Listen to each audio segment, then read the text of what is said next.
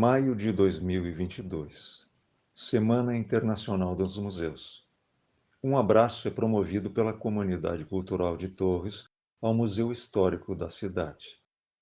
Enquanto acontece a manifestação, o então secretário de Cultura e Esporte aparece, mas ao invés de se juntar ao abraço, tem uma atitude inusitada. Manda a funcionária de plantão fechar as portas e, na sequência, ordena que o equipamento do Cineclube Torres seja removido, encerrando assim o ciclo de filmes já programado. Para entender a atitude do então secretário, é preciso entender os antecedentes que propiciaram este cenário. Desde 2018, o Museu Histórico vinha enfrentando problemas com a umidade, que comprometia a segurança de importantes documentos da história da cidade. A umidade era causada por algumas goteiras no segundo piso, provenientes de telhas que haviam quebrado. Diante de insistentes pedidos da comunidade cultural, por 2 vezes a prefeitura ensaiou uma reforma. E por 2 vezes nada aconteceu. Ficaram no ar as promessas, no telhado mais telhas quebradas e no segundo piso goteiras cada vez mais volumosas. No momento do abraço ao museu, o segundo piso já estava tão comprometido que ali já não havia mais condições de uso. Foi nesse contexto que aconteceu o abraço. Passados 2 anos, o museu segue com suas portas fechadas, aguardando uma reforma que jamais aconteceu. Este não é um caso isolado, pois Torres, no litoral norte do Rio Grande do Sul, se tornou o paraíso das construtoras e o inferno do seu próprio patrimônio histórico, uma autêntica fábrica de ruínas.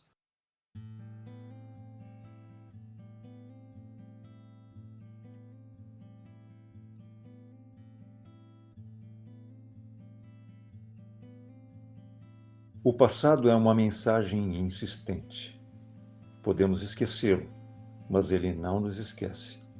Ele persiste em documentos, arquiteturas, recados preciosos para nós acostumados a olhar para a superfície das coisas.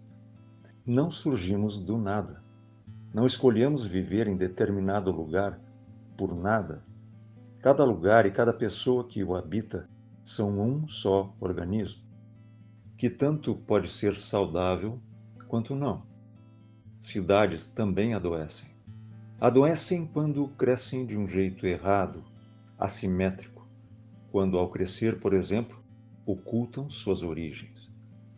Torres, como toda cidade, tem passado, e muito.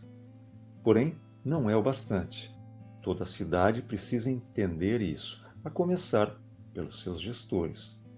Quando isso não acontece, quando o descaso com o patrimônio histórico tem a aparência de projeto deliberado, acontece o que tem acontecido em Torres nos últimos anos. Aqui existem resquícios importantes de distantes rotinas, diferentes arquiteturas de diferentes períodos de uma rica história. Concepções e visões de mundo que verteram ao longo do tempo para chegar a nós. Lidar com essas mensagens do passado é uma grande responsabilidade, não é pouca coisa. Uma casa, cuja construção remonta ao início do século XIX, quando aqui não existia nada além de uma vaga percepção da importância desse lugar, não é pouca coisa. A casa número 1 de Torres, que abrigou a família pioneira do Alferes Ferreira Porto, é o coração desta cidade. Ali, onde passaram Auguste de Saint-Hilaire e Dom Pedro I, foi gestada Torres. Mas Torres parece desconhecer isto. Ao seu lado, a mais antiga igreja do litoral norte do Rio Grande do Sul parece emanar uma energia que acalma e organiza. Ela, em Torres, é o único patrimônio arquitetônico tombado, protegido por lei. É que Torres não possui uma lei de proteção de seu patrimônio histórico. As razões são evidentes, e a bancada imobiliária sente mais à vontade dessa forma. E as consequências são também evidentes. O histórico de desdém com a casa número 1 mostra isso. Bem longe do centro, na fronteira com Mampituba, outro imóvel de grande valor e muito antigo, também é testemunha das consequências do desdém e do desrespeito com a nossa história. O casarão dos Miller, que um dia foi local de encontros da comunidade e de abastecimento, jamais recebeu qualquer atenção do poder público. Lá está, belo, corroído, impressionante, lutando contra o tempo.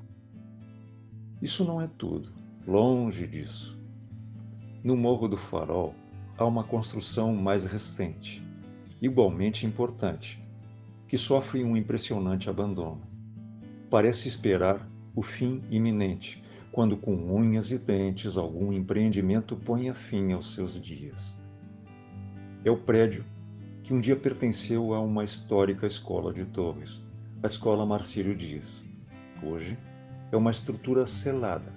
Nada entra, nada sai. Portas, janelas, qualquer abertura estão emparedadas. Há mais. No Morro do Farol há um farol selado. Ninguém entra, ninguém sai.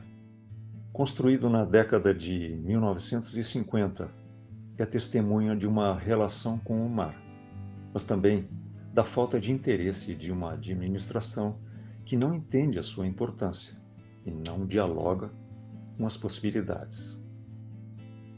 Na Praia Grande há um torreão salva-vidas do mesmo período, testemunha de uma época em que os veraneios eram longos. Carcomido em uma reforma estacionada há muito tempo por inconsistências legais. Bem ali ao lado há um abrigo, sede inicial da primeira sociedade de veranistas de Torres, objeto de frequentes vandalismos pela falta de planejamento para um uso continuado. Trata-se do abrigo, uma graciosa construção da década de 1930. E há o casario de veraneio. As casas históricas, ou sendo mais preciso, havia. Quase todas foram consumidas pela voracidade imobiliária. Resistem hoje raríssimos exemplares, um dos quais foi protegido nos minutos finais de um desastre patrimonial.